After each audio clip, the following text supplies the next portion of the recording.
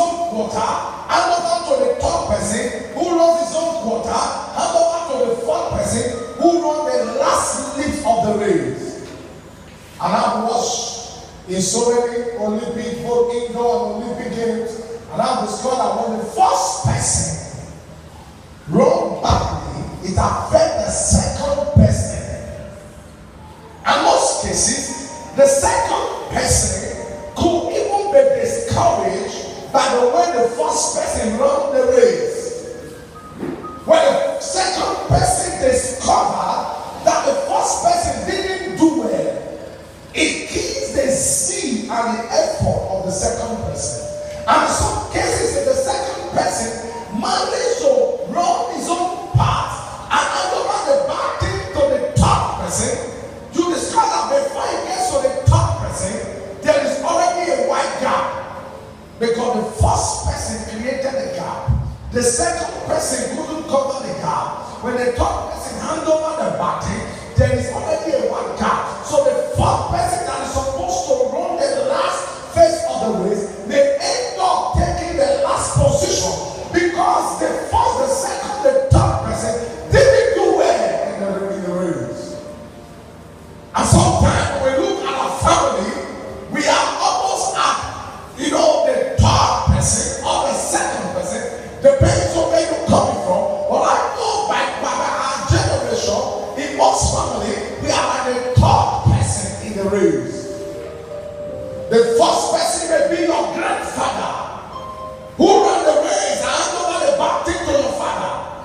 And your father also ran his quarter and then the baton has been handed over to you. And you discover if your grandfather didn't run his race well, it must have affected your father in one way or the other. And if your father didn't run his own race well and he has handed the baton to you at the last position of the race, you discover you need more effort, more energy. If you will ever meet up with your equal, you need more effort. You put in excess effort. Sometimes when we are lying at the place of our rest, most times we are worn out. Most times we are what? We are worn out. So many have been taken from us. We've given so much of our strength, so much of our energy, so much of our life. We've given so much that if we have to quantify the time of struggle and the time of rest, in most cases the years of struggle are even almost more than the years of rest. If we have to quantify, if we have to sit and analyze to find out the years of struggle, the years of putting in excess strength. Some of us, we know what we put in the ministry to arrive at where we are now. We know what we put in. And I tell you, not everyone put in what we put in the ministry. Because when the baton was handed over to us, it was an empty baton. In fact, I don't even think if the man that handed the baton to us was even in the race.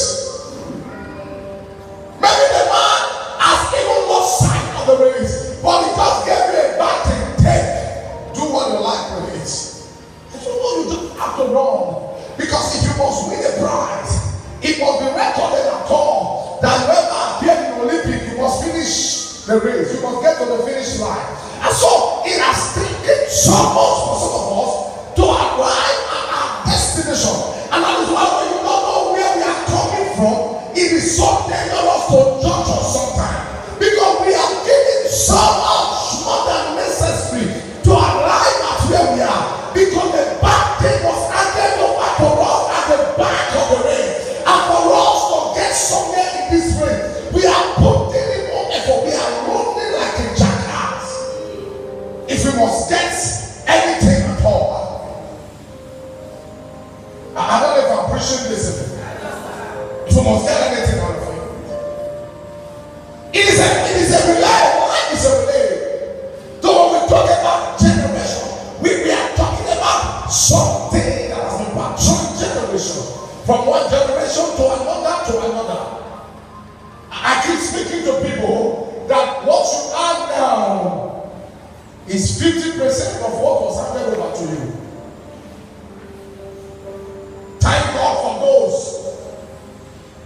who at the time have a car. They already have landed property. I've come across some folks who at the time they were leaving school, they already have cars, already have land they bought while they were in school. While they were in school.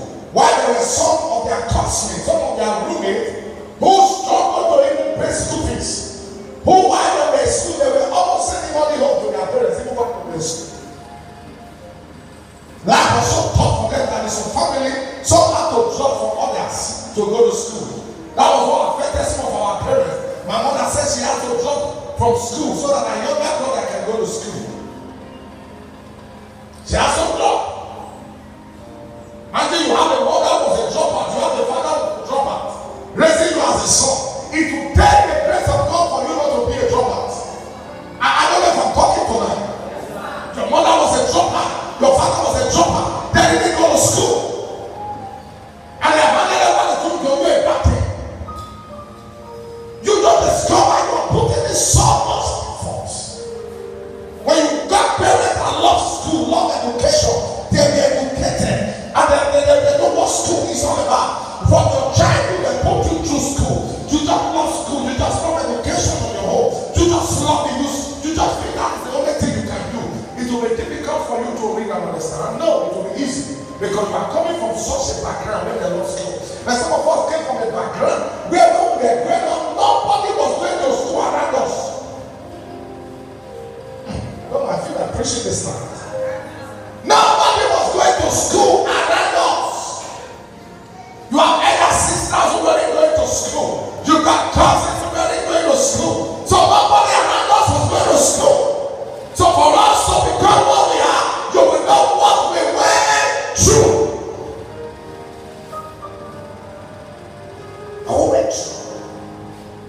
So your root plays a major part in your destiny. But your root can't stop you. That's one assurance I wanted to add tonight. Even as I'm talking about your root, you must understand this, that your root has a part to play, but your root can't stop where you are going. Because as you understand your root, you begin to deal with the ugly part of your root. Thank God for silence. If a tree is not going well, there are some certain injections you can inject in the trees and the trees start going well. So it's not only humans that respond to injection. Even trees respond to injection. Trees respond to tablet. Call it fertilizer, call it whatever they are injections and tablet that tree respond to. So if your root is terrible, thank God that you discover it on time and deal with the roots. I had somebody some time ago who was finding it very difficult in school. He said anytime she reads, she doesn't understand. And I asked the question, was your mother a graduate? No, your father? No. Who are many graduates in your family? He said he's the first person among his father 20-something children. He had about 14 to 15 ahead of him. He's about number 16 in the family of the polygamous, so I'm the first one to go to school. First one. You know, you will face more battle than somebody that came from a Wolowo's family. You have a father who's a professor, you didn't go to school, it's not your father's fault. It was just what you choose to be. But some of us have daddy who were smokers. Your dad is coming home, he's drunk and he's smoking with cigarettes and he's drunk. And he see people going to school. I remember those days in my family. Anytime they see us about their growing up and they see people wearing youth service, youth combat uniform. After school, after university, you have to go South Nigeria. When they see people with youth combat uniform, they start calling them nicknames. Very terrible name. You grow in such family, you will never want to be a grandma. Because the family gave you a picture that it was wrong to even serve, to wear youth service. And that was the pride of every young person. When you graduate, the next thing you are looking for is to put on a uniform. But my family had a name. I was sure, but I can remember they had a name. So they will use a name when they see somebody behaving in an abnormal way, they say they're copper. So what were they telling you? That you coppers were not normal. And they become like a degree in the family. And it took many generations to produce the first graduates in the family. What is your roots?